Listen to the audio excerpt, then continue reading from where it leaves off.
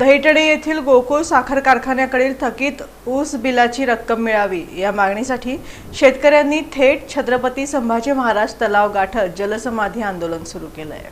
दहिटणे येथील गोकुळ साखर कारखान्याकडील थकीत ऊस बिलाची रक्कम मिळावी या मागणीसाठी शेतकरी गेल्या 17 दिवसांपासून सोलापुरातील जुन्या जिल्हाधिकारी कार्यालयासमोर आंदोलन करत आहेत। मात्र अद्याप ही मागण्यांची दखल न घेतल्याचा आरोप करत बुधवारी आंदोलक शेतकऱ्यांनी थेट छत्रपती संभाजी महाराज तलाव गाठत जलसमाधी आंदोलन सुरू केलं। या आंदोलनात मोठ्या संख्येने शेतकरी तलावात उतरले। कारखाना व्यवस्थापन आणि शासनाच्या विरोधात जोरदार घोषणाबाजी करण्यात आली। यावेळी संतप्त झालेल्या काही शेतकऱ्यांनी आम्ही आमच्या हक्काचे पैसे मागतोय, भीक नाही असा सवाल उपस्थित करत तलावात उड्या मारल्या। त्यामुळे प्रशासनाची एकच धावपळ उडाली। घटनेची माहिती मिळताच पोलीस दलातील वरिष्ठ अधिकारी आणि प्रशासकीय अधिकारी तातडीने घटनास्थळी दाखल झाले। काही अधिकारी स्वतः तलावात उतरून शेतकऱ्यांची समजूत काढण्याचा प्रयत्न करू लागले। मात्र शेतकरी आपल्या मागण्यांवर ठाम राहिल्याचं दिसून आलं।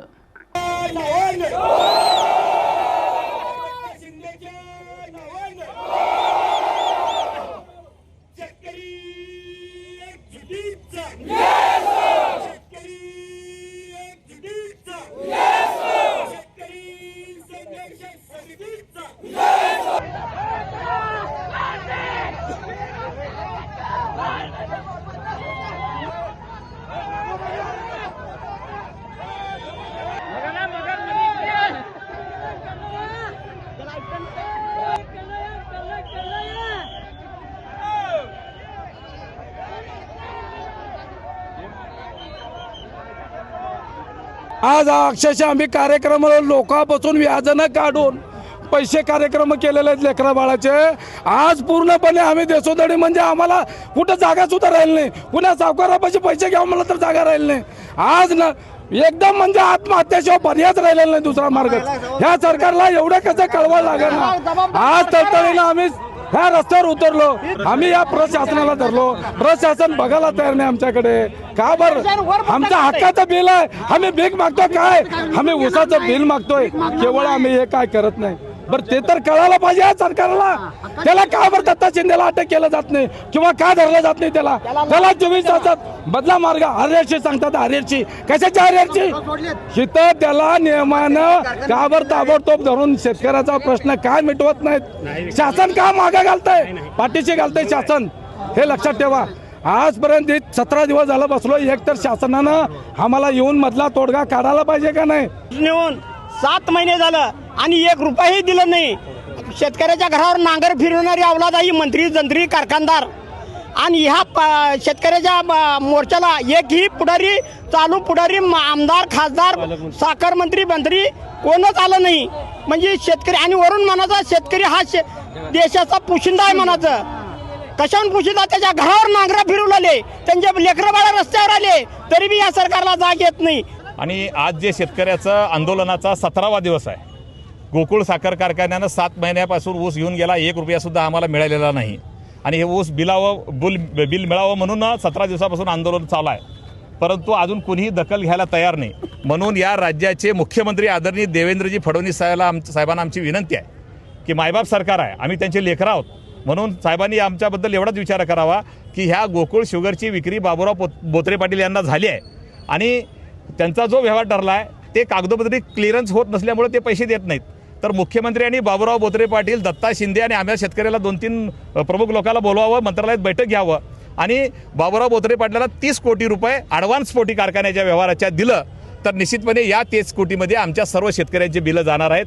आज शेतकऱ्यापुढे प्रश्न असा आहे की गेल्या वर्षी उडीद, मूग, भुईमूग, सोयाबीन, कांदा ह्याला कुठला भाव लागला नाही। घातल्याला शेतामधलं लागवडसुद्धा निघालं नाही आणि ऊसाचे पैसे आमचे कारखान्याकडे अडकून पडले। आता जर पाऊस पडला तर बियाणं कशानं आणायचं, खतं कशानं आणायचं आणि शेतात पेरणी कसं करायचं, ह्यासाठी हा शेतकरी आता आक्रमक होऊन या आंदोलनाच्या पावित्र्य उतरला आहे। शेतकऱ्याच्या पोटातल्या भुकेला जर आतून डंक मारायला लागलं तर शेतकरी अशा प्रकारची आक्रमक भूमिका घेत असतात। दरम्यान दक्षिण सोलापूरचे प्रांताधिकारी सुमित शिंदे आणि दक्षिण सोलापूरच्या तहसीलदार किरण जमदाडे यांनीही तलावात उतरून शेतकऱ्यांशी संवाद साधला. प्रशासनाकडून तोडगा काढण्याचे प्रयत्न सुरू असल्याचं त्यांनी आंदोलकांना सांगितलं. आता सगळ्यात पहिले काय झाले की मागच्या महिन्याच्या 25-26 तारखेच्या दरम्यान आम्हाला साखर आयुक्तांचं पत्र आलं की 130 कोटींची वसुली तुम्हाला त्या साखर कारखान्याची करायची आहे. मीनवाईल ते पत्र आल्या नेक्स्ट डेलाच तहसीलदारांकडून कारखानदाराला त्या नोटीस गेलेली आहे की एवढी वसुली, बिकॉज RRC वसुलीचं काम हे मूळतः महसूल विभागाचं आहे. आम्हाला पत्र प्राप्त झाल्यानंतरच आम्ही इमिजिएटली नोटीस काढली. आता ह्या नोटीसचं कसं आहे की ह्याला आम्ही सगळ्यात पहिले ज्यावेळेस तिथे गेलो पूनम गेटच्या तिथे त्यावेळेसच सर्व शेतकऱ्यांनी आम्हाला सांगितलं की एक आम्हाला टाइम बाउंड द्या की कोणत्या तारखेला तुम्ही नोटीस काढणार, कोणत्या तारखेपर्यंत त्यांचा लिलाव वगैरे होणार, स्थावर मालमत्ता असेल, जंगल मालमत्ता असेल, असं टाइम बाउंड प्रोग्राम आपण त्यांना दिला. बिकॉज तिथून पुढे महसूल विभागाचा आमचा रोल सुरू झाला होता. टाइम बाउंडच्या ह्याच्यामध्ये आता सेकंड नोटीस पण आपण त्यांना दिलेली आहे. याच्यात पुढच्या प्रोसेस आहे की यात काय होतं प्रॉब्लेम की एखाद्या नोटीसमध्येच आपण घाई करायला गेलं, गडबड करायला गेलं आणि चुकून जर प्रोसेसच्या व्यतिरिक्त काही करायला गेलं तर कोर्टाचा स्टे येण्याची शक्यता असते. म्हणून आपण सर्वांना आवाहनही केलं होतं त्यावेळी शेतकऱ्यांना की ह्या टाइम बाउंड प्रोसेसनुसारच होऊ द्या, आम्हाला एक साधारणतः 1.5 महिन्याची मुदत द्या आणि तारखेसहित आम्ही त्यांना घालून दिलं होतं सर्व. आता शेतकरी बांधवांच्या हे प्रश्न जे आहे त्यांच्या भावना ऐकून घेतलेल्या आहे आणि आदरणीय पालकमंत्री महोदयांनाही याबद्दल कळवलेलं आहे, साहेबांनी बोललेलं पण आहे आणि बैठका लावून लवकरात लवकर त्यांचे जे प्रश्न आहेत त्याच्या सुटका देऊ असं आश्वासन दिलेलं आहे. आणि आता कलेक्टर साहेब आणि आम्ही बसून ते कंपनीच्या प्रतिनिधीसोबत चर्चा करून लवकरात लवकर यांच्या प्रश्नाच्या सुटका देऊ अशा चर्चा झालेल्या आहेत. शेतकरी बांधवांनी प्रशासनाला आतापर्यंत खूप सहकार्य केलेलं आहे. भविष्यात पण त्यांचे जे काही हक्काचे मागणी आहे ते पूर्तता होईल त्यानुसार प्रशासनही त्यांना सहकार्य करणार आहे. यापूर्वी आंदोलकांना तलावाकडे जाण्यापासून रोखण्याचा पोलिसांनी प्रयत्न केला होता. मात्र शेतकऱ्यांनी पोलिसांचा सुरक्षा घेरा तोडून तलावाच्या दिशेनं धाव घेतली. यावेळी शेतकरी आणि पोलिसांमध्ये काही काळ शाब्दिक वादावादीही झाली.